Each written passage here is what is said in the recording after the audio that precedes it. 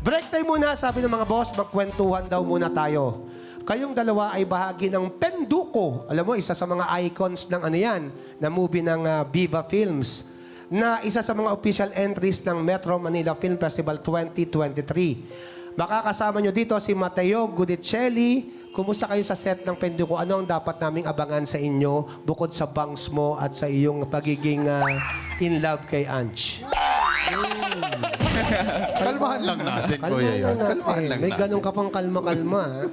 Ano nga ba ang dapat abangan sa inyo sa Penduko? Ikaw muna. Nico. Marami po kayong dapat abangan dahil ito po yung panibagong Penduko na hindi po natin, kasi nakasanayan po natin is sobrang nakwela na Penduko, which is ito po more action, mas pampamilya, and for sure, hindi niyo po pagsisisihan kapag napanood niyo po talaga itong Penduko na to. Oo, tama si Yes, Migo that's kasi ang right. unang Penduko, naging Penduko nung huli si Jano Gibbs. Yes po. si Kaya Kuya may Jan. comedy. Opo. Eto puro action. Ngayon, ibang ano siya eh. Matt Evans naman dito Matt sa Evans ABS, no?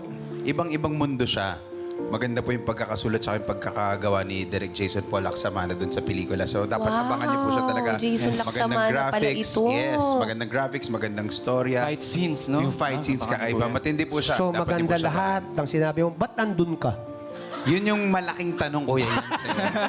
Kasi magaling ka.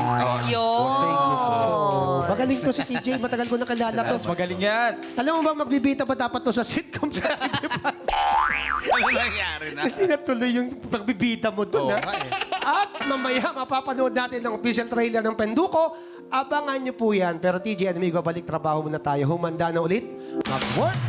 Work para sa pasahod na work 2,000. 1, 2, 3, 4, we're ready for more.